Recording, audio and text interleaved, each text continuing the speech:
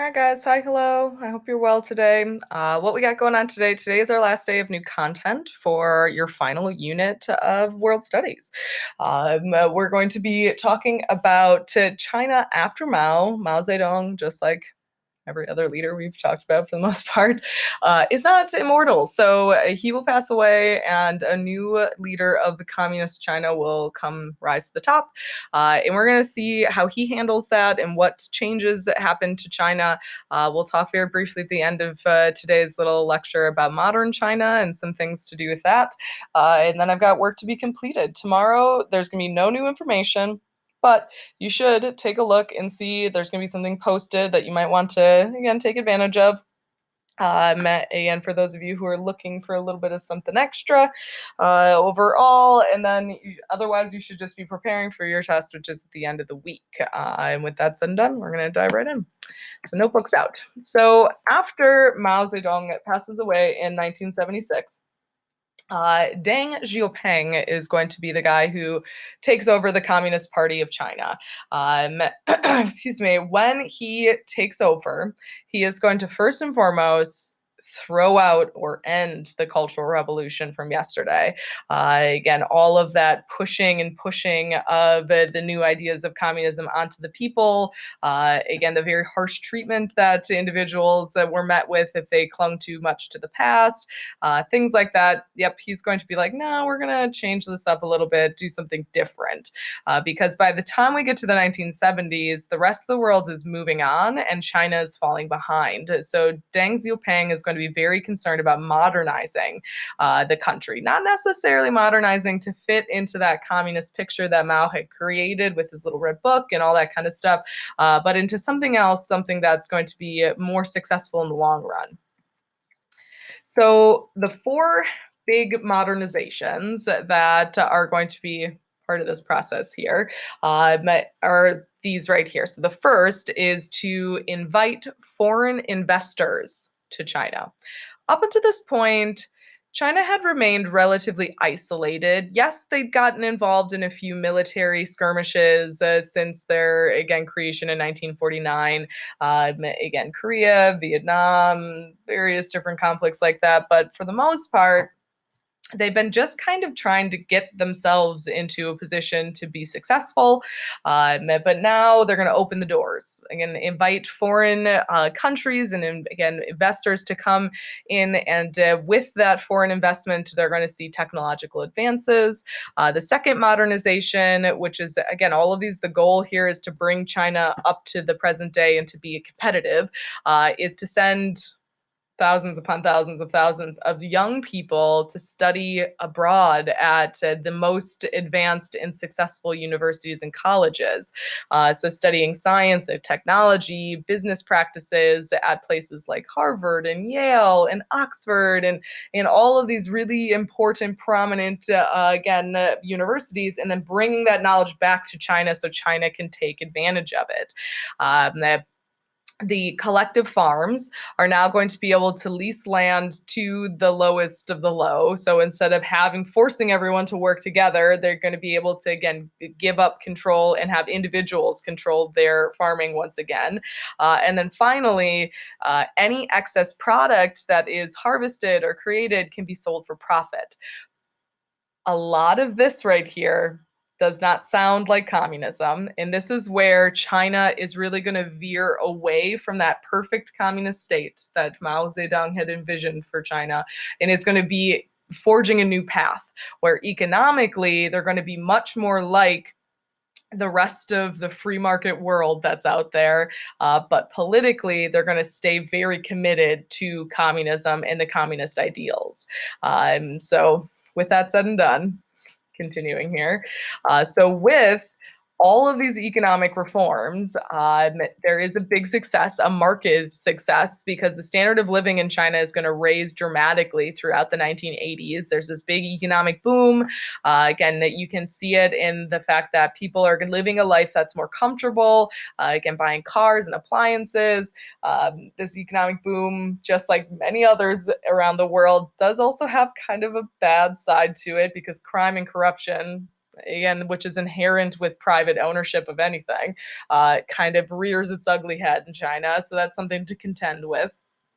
These economic reforms, this change that's happening. If you add on to that all of this contact with the West, you've got all these kids who are going out and they're living lives in places that are so different to China. When they come back, they've got new ideas in their head, and a lot of those ideas don't sit great with the Communist Party because there's a modernization missing from that list of change and what should happen to China, at least in the opinions of most of the younger generations of China at this time, and that is democracy. The missing fifth modernization, the last step to take China across the finish line and to make them a modern, successful, competitive country. So at least in the eyes of, like I said, the younger people that are here. Throughout all of these changes, Deng Xiaoping and the Communist Party, Chinese Communist Party, are very committed to the other aspects of communism. Economically, they're moving away, but politically, they're sticking to it. The government has all the power. The Communist Party, they're the ones who make decisions, and they don't take criticism lightly. Again, throughout China, to this day, if you are, again, found guilty of criticizing, you could be arrested, you could be fined, you could be thrown in jail, all these different things. During the 1980s, as more and more of these students who'd been sent by Xi Jinping out to the world to get education come back and they start to demand. They want to see those freedoms that they experienced living in the United States, living in Europe, living elsewhere. And they come back here and they're like, why can't we have this too? So they start to demonstrate, protest, lead marches, lead campaigns to try and express their frustration with the Communist Party and express the fact that they want to be able to choose for themselves what their lives are like, so on and so forth. And most of these demonstrations are met with really fierce shut down by the Communist Party. Tiananmen Square is probably the most famous, but it's also one that we don't have a ton of information about because the Communist Party control the narrative. Tiananmen Square is just a large square in Beijing, the capital city of China, and again, a massive group of Chinese citizens, mostly students, younger people, are going to be, again, protesting for democracy. When the government asks them to leave and they refuse, they send their whole military there to basically squash it. And it's a massacre. Anywhere between 500 to 2,000 people are killed. We don't know for sure because, like I said, the Communist Party, they control the narrative, they control the story. So there's a lot of conflicting information. If you've ever seen that image of a lone individual standing in front of tanks, that is a picture, one of the rare ones that managed to, again, get out regarding that moment. Those tanks were rolling into Tiananmen Square to shoot down any of the protesters who refuse to leave. This sets off other protests, and again, a lot of protesters are going to be in prison, they're going to be tortured. These are things that we know only the basics about because the Communist Party, again, is determined to keep power and determined to keep in control, and they'll do anything to stop that, and the best way to do that is to keep the rest of the world from knowing, because otherwise we might get involved, and they can't have that happening. So let's talk a little bit about modern day China. Throughout the 1980s, 90s, today, rapid industrialization has been happening. There has been this really big turnover in China from being more of an agricultural-based country into something that's more manufacturing and making stuff. Obviously, since most of the things that are near you, I'm sure right now in this moment, are made in China. The things that you have and the things that you've got, maybe the clothes you're wearing, those are not made in the United States, they're made elsewhere, and China is probably one of the biggest ones. Again, through this sort of process of industrialization, of turning it over here, cities are going to boom because that's where factories are going to be. That's where manufacturing is. It's where the jobs are. A lot of them are low wage, manufacturing, kind of straightforward. It does. It's obviously good. I mean, lots of jobs means a lot of people working. Again, a lot of money flowing through an economy, but it also is stressful on an environment. For cities to be able to have all those people living there, it can be very difficult to have enough housing and education. There is widespread water and air pollution that happens during this time period. Overall, the whole thing is pretty rough. As the communist government starts to see where this industrialization is happening, they create these 5 different SEZs, or special economic zones. These zones are going to be treated differently to the rest of the country because they recognize the potential here. They want to continue this rapid economic growth, but they don't want to change things too fast. So they're going to give government incentives to those factories, to those corporations that are there, again, specifically in giving them tax breaks. So that's the economic side of things. To this day, again, China continues to grow economically. They did suffer, as the rest of the world did, during the 2008 recession, but again, they bounced back really fast. Other things that characterize China to this day is the Communist Party is still in control. And we are learning more and more. The more that we know China and the more that we have connections to them, I start to see that the fact that the people who live in China are living under very oppressive times to this day. Human rights abuses happen often in China. The limited freedoms that the people have, excuse me, lead to various different issues.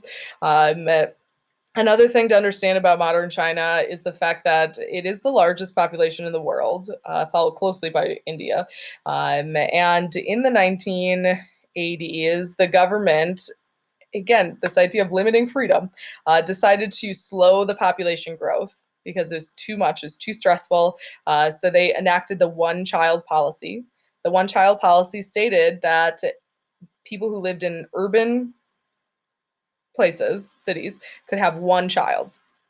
If you had more than one child, you could be faced with fines. You could, again, be sent to jail, so on and so forth for breaking the law. Rural families could have 2 children, so bully for them. This right here is a massive overstep as far as the world goes because, again, there's so many things that are not good. I mean, the intention here is not, again, wholly unfounded. I mean, rapid population growth is very stressful in a country and it's very hard to be able to manage. But the fact that people are being told how many children they can have by their government is like a huge overstep, at least in the eyes of the world. In China, most people just accepted it. If you had more than one child, and that led to other complications, of course, about what could happen and what people did in the desperation to not break the law, so on and so forth. And that's it. That's all we got as far as notes go. Remember, tomorrow you don't have any new notes, but you have stuff to do. So please make sure that you're using your time wisely tomorrow. If you haven't finished your Read Like a Historian, again on Classroom, please do so. Get that submitted. Your study aid, again, that's got to get completed and turned in by Friday as well. So you've got time tomorrow to work on it, get it going, studying, preparing. Friday is your last unit test. Again, you got China's with the focuses. It's going to be online on Skyward, just like the last time. Open from 8 to 2, no exceptions. If you know that something funky is happening or if there's some kind of conflict, you got to just let me know as soon as possible. Again, it's open note. You have as much time as you need to get it finished. Make sure that you're submitting everything that you got. Starting after Memorial Day, after our 3-day weekend, all we have left is one big thing, and that is your project, a final product of all that research you've been working on for me. And I'll have obviously lots more information about it after the fact, but that's really it. If you're hoping for a Hail Mary here, that's the last chance that you've got going on. So please make sure that you're taking this last test seriously so that you do well and that you set yourself up for a win after our 3-day weekend going into the end of the semester. Make sure that you're emailing me with questions. Otherwise, I hope you guys have a good day.